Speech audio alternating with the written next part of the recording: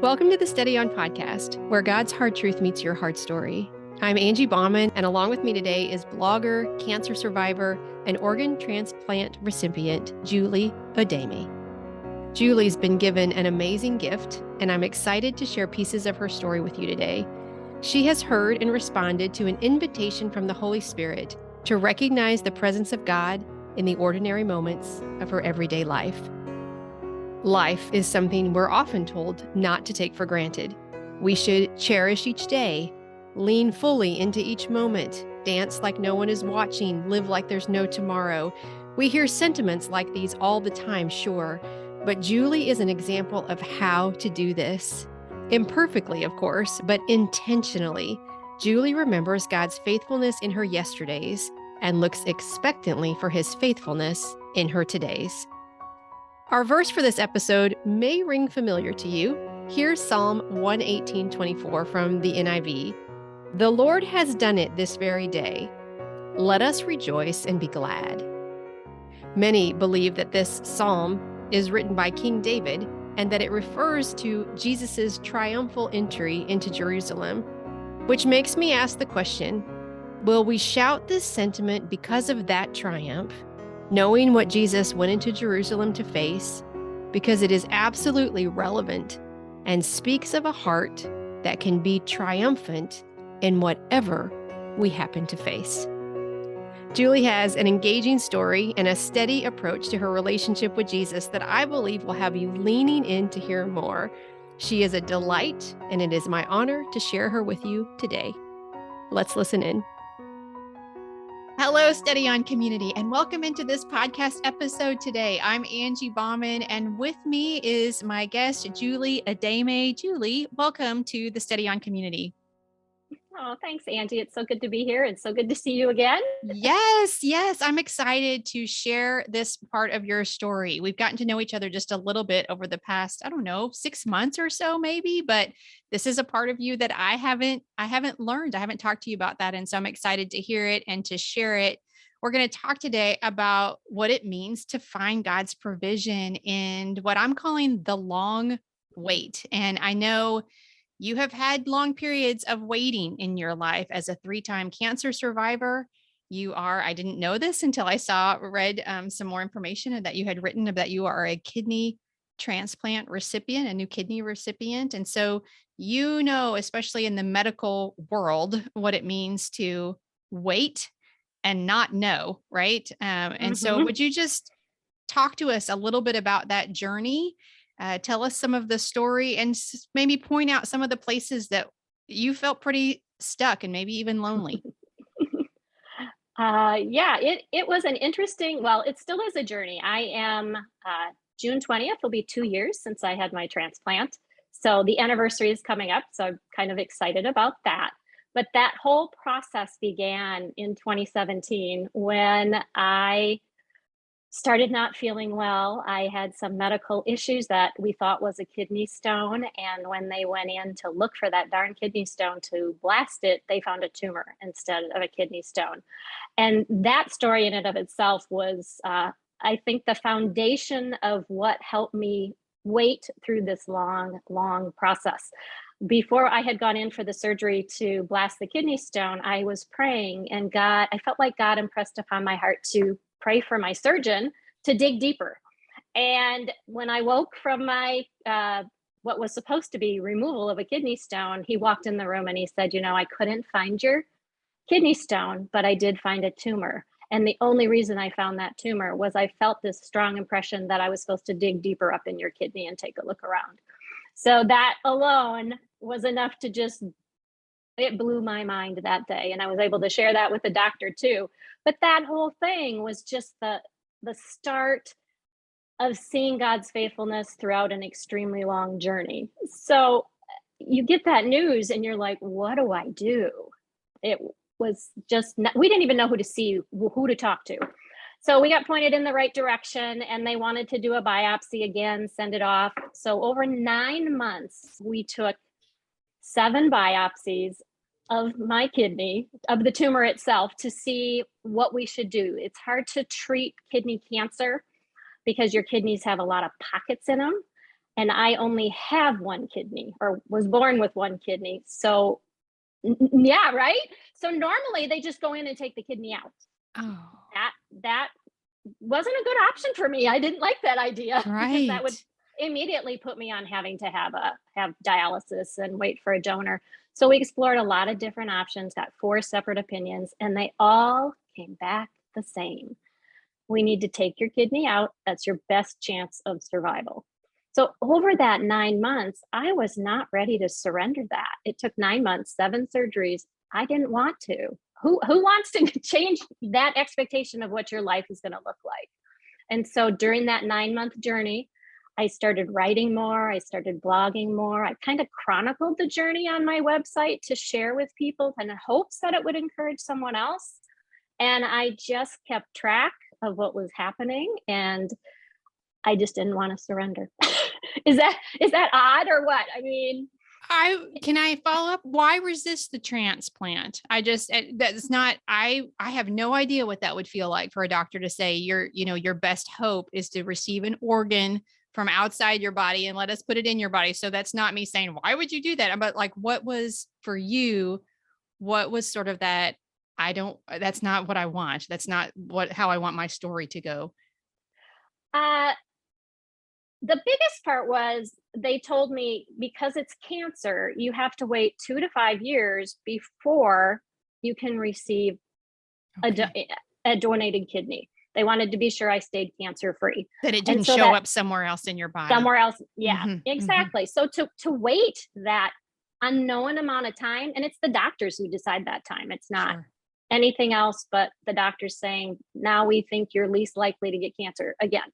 Yeah. Um, and so I just had to learn to surrender that whole thing to the Lord and just say, here we go. I don't know what to do. We had to just take a leap of faith, have that organ removed, and then wait again for another long extended period of time, not knowing when I would be allowed to start looking for a donor. It's not like, okay, now you can get a transplant. You have to then find a donor or wait for someone to die so Yeah, that there's you not can like a receive their store organ. that you go pick out your new Right. kidney, right? It's not when you're ready, No. they're okay, good, let's go get one. Yeah, Yeah. that starts a Right. whole different thing. Yeah. And the kidney cancer wasn't the end of your cancer, if I remember correctly, right? It wasn't. So we had my kidney removed. I went on dialysis. Had quite a few complications initially because my body didn't know what to do with the fluid that you accumulate, all the waste in your body. It has to go somewhere, and that's the point of the dialysis. But I had fluid under my lungs. I had a couple visits to the ER because my heart was racing. Um, just a variety of swelling in my legs. They just couldn't pinpoint what all. My body was just messed up and confused. It didn't know what to do. So during that 2-year time, I just had to figure out, how do we stay healthy?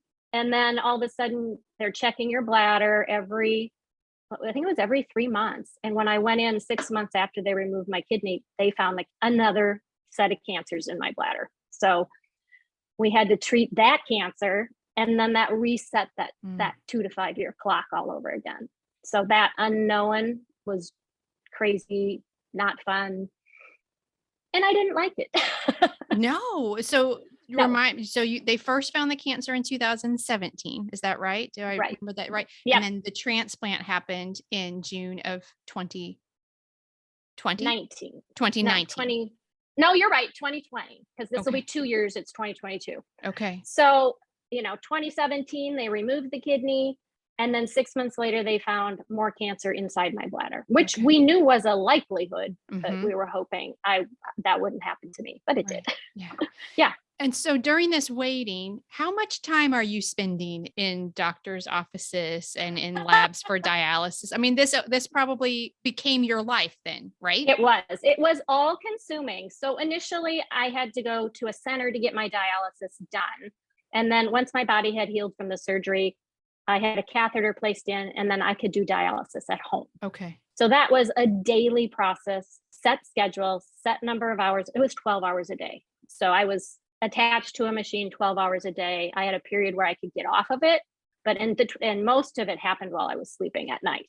So that wasn't terrible, but it was monthly visits to the doctor. It was every other week blood work.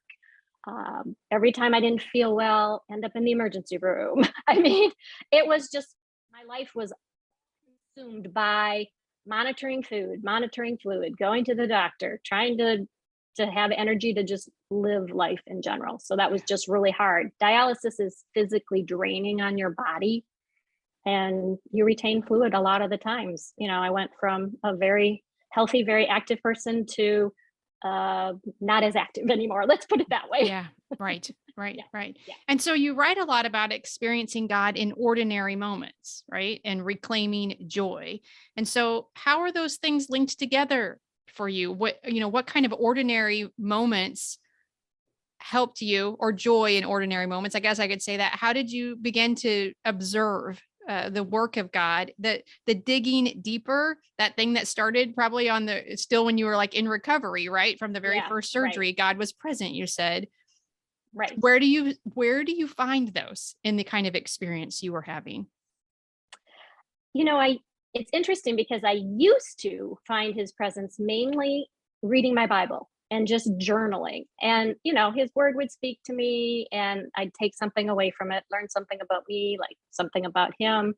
But I was so tired and mentally drained all the time. It was hard to read anything, let alone sit there and journal and read my Bible. And so I just felt like as that energy zapped more, he showed me through that time that if I could learn to surrender what my expectations were, what I thought my life should look like, what I thought the way it was to connect with him, that I could get some joy back in my life and live with some peace and joy as I waited for him to move and find a donor for me. So, yeah, I mean, it was a complete mind switch that I had to just flip. He taught me, the more I surrender, the more I can have joy, the more I'm going to see him every day, the more I'm filled with peace. It was like an equation almost.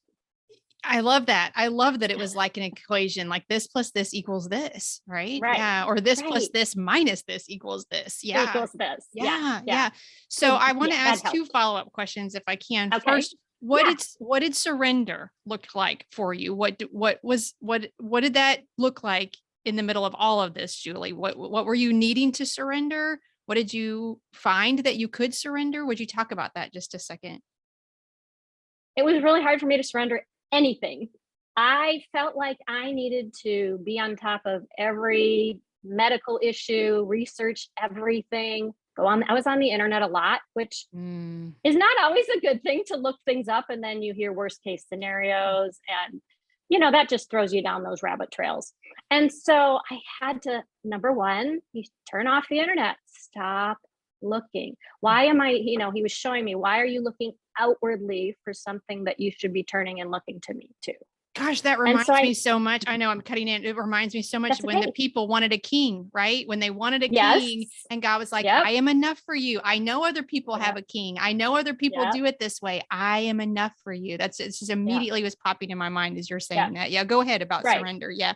Yeah. And so I had to literally lay my hands open before him and just let it go. Every time something would draw my attention away from him, again, I would literally have to open my hands. That, to me, that became just that, okay, if I do that and take a deep breath, I can let it go and let God do the work. Let it go, let God do the work. And that was all I had to do. And that, I know I say that was all I had to do. That was the hardest thing in the world ever to do. Yeah. And I still struggle with it today. You would think after going through this whole process, it would be so easy. It is not. It is not. No, it is not. And when you say literally open your hands, do you mean literally? Like, was this a physical act that, yes.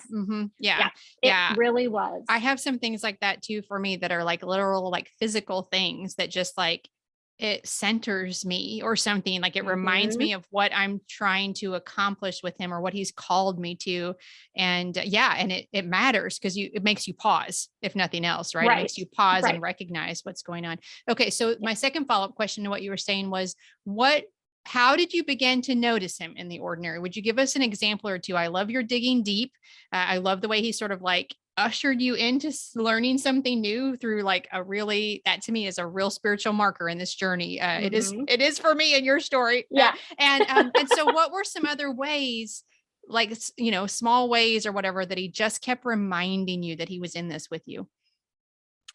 I am a big outdoor person. I love nature. So it was a lot of just really recognizing different things in a sunset, in a sunrise that I didn't notice before, clouds that would look like animals, or the colors itself in the sunrise and sunset. We live on a lake, and so it's a lot of even the motion of the waves. On the days the waves are really big and angry looking, it just reminds me of the power that he has over creation.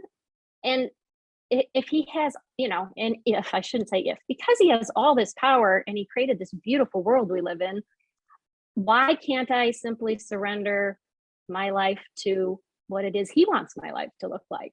And so those were just the reminders in nature. And then I had new grandchildren at the time. Well, I mean, seeing life through the eyes of a grandchild, everything is new, everything is exciting, helped me to start looking at everything as new and as exciting, and giving me that fresh perspective on things that I took for granted. And so those moments, those things happen in our everyday. I'm cooking a meal and I found myself being grateful for the food before me that he provided, that I could cook to sustain myself, to feed my husband. Little stuff that I never would do before. And it was just an amazing new way to look at life and a new way to do life. And I've kept a lot of those practices today. Thank goodness. That's what I want to ask you. Like, what does your practice for recognizing him look like today? Because as you say, a lot of things that we go through that are the kind of journey that you're describing, they don't go away. It's a continuation of the journey. I've gone through different things at times when I've asked God, I just want my life back. And his gentle, loving answer is, I don't want you to go back, right? We are moving forward. And so as you continue to move forward from this place, what are some practices you still have? How has this changed you in your relationship with Jesus? I find myself still opening my Bible. I take my Bible, my journal, and my coffee on the patio in the mornings in the summer. And I sit there and I just write my thoughts to him. I'll read his word. And instead of looking at his word as, what is it telling me to do? What is it showing about me? Now it's like, where am I seeing God? And then what does that mean for me? How is that supposed to change me? So that's one big thing that I do differently than I did before. But the other things kind of have become now part of my rhythm of life as well, the outdoor things. Instead of reading my Bible this morning, I went out on the paddleboard and paddled around the lake. Well, not around the lake, but on the lake, and just prayed and just marveled at his creation and really soaked in the silence and the peace, and just felt like I was just with him and he was with me. I wasn't doing anything in particular. I wasn't doing anything special. I was just enjoying what he created, because I believe everything has been created for our enjoyment. And so why not get out there and enjoy it with him? So I still do that. And I still get together with friends and do Bible studies, or we just talk about God and his activity in our life. And didn't used to do that as much before, the talking about seeing his activity in our lives. And so I think that's been so helpful to encourage others, and in my friend group, as we just talk about seeing the way he works. And it's just kind of fun. It's become a new way of staying connected with him that isn't focused on one thing like it was before. Before it was, I read my Bible, I journal, I'm done. And now it's more woven into the fabric of my life. Yeah. I've heard God over the last few years invite me to do what you're talking about, to notice him in the ordinary things, the daily things. And when I remember well, right? Because I don't always, I'll just be the first to say that.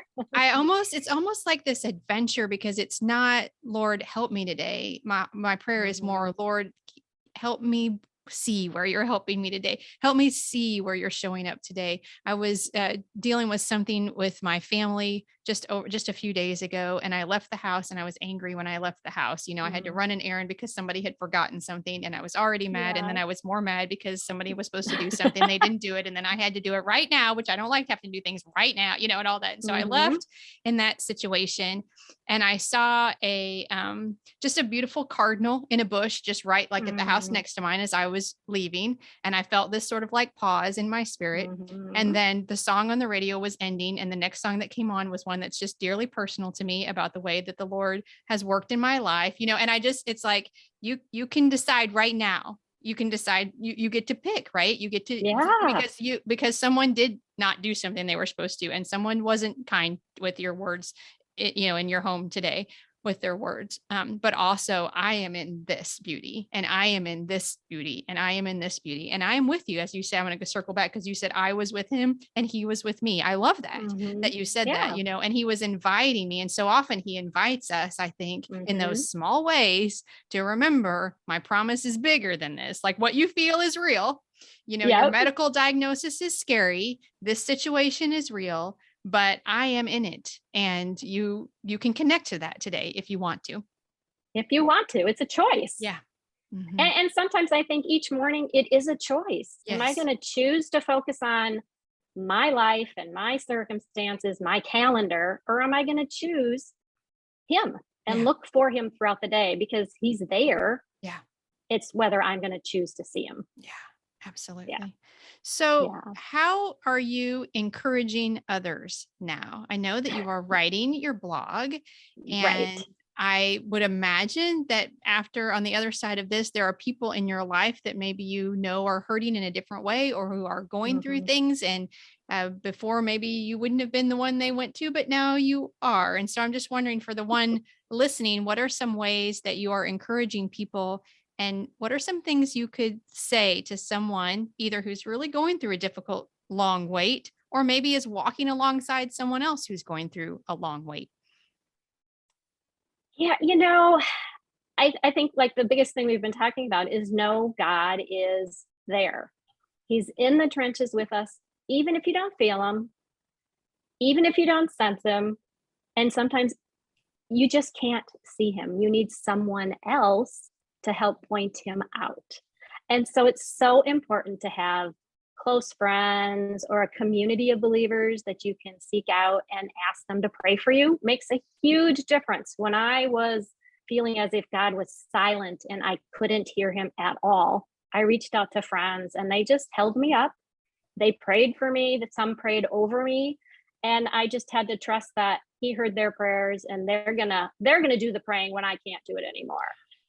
Yeah. And the other thing is, you really need to surrender your expectations of what you think your life is going to look like. None of our lives are going to turn out how we think. Most of our lives aren't even going to turn out how we wanted them to.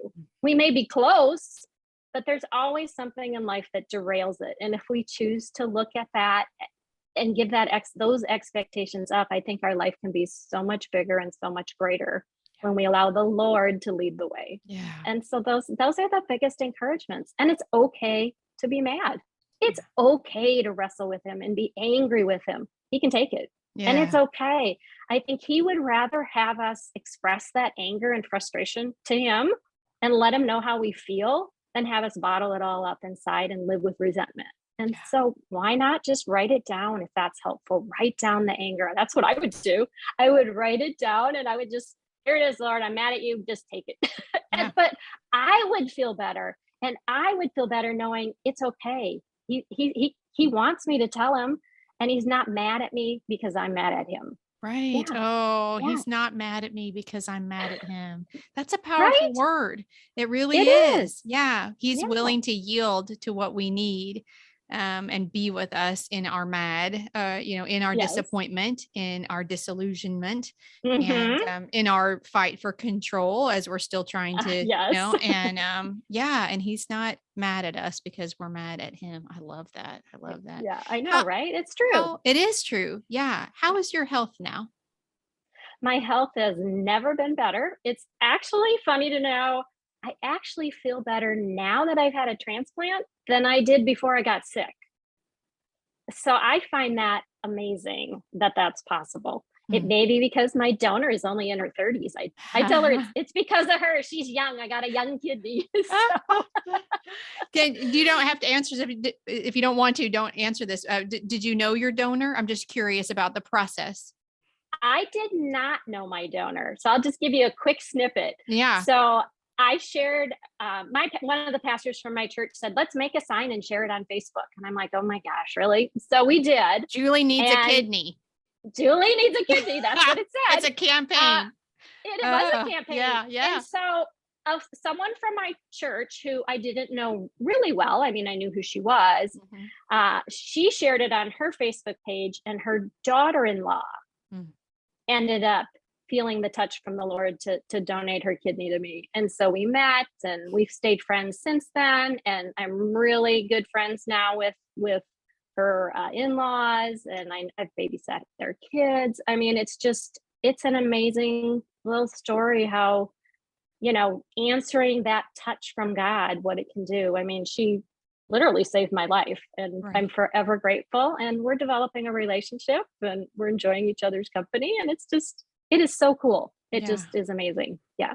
And you can see God's hand. I do anyway. I'm sure you can too. See God's hand all over that. And I bet if she were here, she would talk about the way that the Lord has grown her and taught her and blessed her through her side of that story. Thank you for sharing that personal part of this story. Yeah. We share that with each other, her and I. I mean, when we get together we try to get together every month, every other month, and we talk about how his hand is working in both our lives, and we encourage each other and support each other. It's been a really sweet friendship. I love that. There's so much hope in that. Yeah. There is, right? Yeah. Hey, as you've gone through this journey, I'm just wondering if there is a favorite verse or passage that is very dear to you, Julie, that's something that helps you continue to experience God in the ordinary. Yeah, there is. There's actually two. I'm open for two. You're open for two. I know I can't do just one. Sorry. You've listened to this before. You know I don't stick people with just one. Yes. Yeah. So my first one is Psalm 46:10, which is be still and know that I am God, and I am not good. Cease striving. Which version is it that says cease striving and know that I'm God? Do you know that one? I love that one. I do know that one, but I don't remember. I don't know. I don't remember which version it is, but there's one that says cease striving and know that I'm God. Yeah. And another one says stop fighting. Oh. So ouchies, ouchies. Yeah. Ouchies. Yeah. And that's the whole surrender piece for me. I want to control it. I want to decide the direction we're going always. Yes. And that's just not possible. So that's the one. And then the other one is Psalm 118 verse 24. And that is, this is the day the Lord has made. Let us rejoice and be glad in it. He made the day, it's there. We're supposed, rejoice in him and rejoice with him and enjoy and love the day we've been given, even if it's a crappy day. Yes. That's right. Yeah. To find something. Right. You'll appreciate this. So 12 years ago, I was in a head-on car crash, and that's a story that I share pieces of from time to time. Yes. But one of the things that happened after that, when I was really wrestling with the Lord, just about like as you're saying, trying to make sense of this long medical journey that I was on and all that, I began to, I asked someone at first, because I couldn't do it myself, write down one thing a day and it was this verse, this is the day the Lord has made. What is the one thing today that I will rejoice in? What is the one thing today that I will praise him for? And it was the simplest, one day it was, I got to brush my own teeth. One day it was, I got to see the baby, because my 7-month-old didn't live with us for a while, and it's just, it's what you're talking about. It's that practice of, it began to change my heart, and I was still mad at him. I don't know. I was still confused. I really didn't deal a lot with anger, and I have at other places in my life. Don't get me wrong. But I was more approaching him with just this confusion. Like, I didn't do anything wrong. Why is this where we are? Like, I didn't, and I know that people that don't do anything wrong end up that place, but when you're in that place, right? So it just this confusion, but it's exactly what you're saying. It's that decision to look for something in this day that reveals your promises to me. And they were there every day. Right. Yeah. Same for me. Yeah. Every day there was something, even Even the days I didn't choose to look, there it was. Absolutely. Yeah. Yeah. Yeah. Yeah. Because sometimes in our stubbornness and our humanness, Yes. we don't want to see yeah. it. Yeah. Yeah. Today, I just don't Exactly. even want to, I don't even want to hear you calling to me to Yeah. relax. I just want to be mad. There's an old Yep. country song. I just want to be mad for a while. Yeah, I can relate to that one. Yes, ma'am. Me too. Yeah. So this has been fantastic. And your Yeah. willingness to share your story is just such a gift, Julie. Thank you so much. I'm wondering, before I let you go, I always ask my guests this: is there anything at all right now that you are watching, reading, listening to? I love to share resources. What's helping you to stay connected to God and experience Him in the ordinary moments of your life? I just finished reading the book, The Choice by Dr. Edith Eger, and she is a Holocaust survivor. And she talks, there's a quote from her book. She said, "We have a choice to pay attention to what we've lost or to pay attention to what we still have." Mm. And so that really spoke to me and still speaks to me today. I mean, she talks about how we often imprison ourselves to our circumstances and our thoughts, and we're our own prison. And so she's really helped me reframe the different challenges in my life. And so it's actually the second time I read it.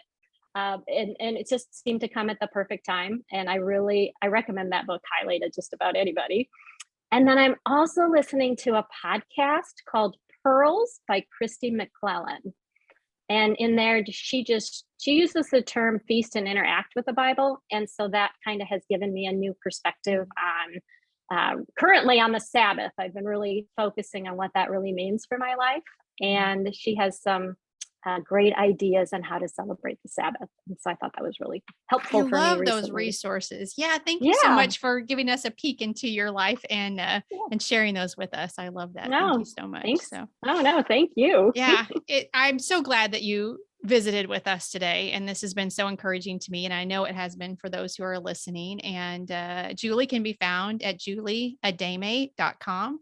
And I will link that and the other places you can find and follow her in today's show notes. What is the title of your blog? There isn't. It's just under my name. Gotcha. Okay. No All right. specific title. Nothing specific. Right. It's experiencing Mm-mm. God in the ordinary. That's the focus of your blog. Yes. Yeah. So, and I will link all of that stuff, like I said, in the resources Julie mentioned in today's show notes. And again, Julie, thank you so much for spending this time with us. Oh, thanks, Angie. It was great to share with everyone. And thank you for listening, friend. Until next time, peace. Thank you, Julie, for reminding us to lift our head and look around for evidence of God in our everyday, ordinary experiences. You can find links to be encouraged through Julie's writing and online presence in today's show notes. Psalm 118:24 again, this time from the NASB. "This is the day which the Lord has made. Let's rejoice and be glad in it." Friend, you are going to love the guests I have for you next week. Len Cowell and Amy Carroll are Proverbs 31 writers and speakers, and they are ministry friends who joined together to write a Bible study on the book of Esther. And this interview is one of those times when the Holy Spirit just took over. I had sent them one set of questions, but not too far in the interview, we ended up going in a completely different direction, and I'm so glad we did. You will love their thoughts on the book of Esther, issues of social justice, and how they learned so much from a story they already knew well. But even before that, a bonus Bible Talk episode on Psalm 118:24 will drop on Friday. I hope you'll join me and my dear ministry friend Susie Crosby for deep study and conversation on this precious verse of Scripture. If you haven't yet, I'd be so grateful if you would follow the podcast on whatever directory you're using to listen. It only takes a second, and it guarantees you'll see new episodes as soon as they drop. Thank you so much for listening.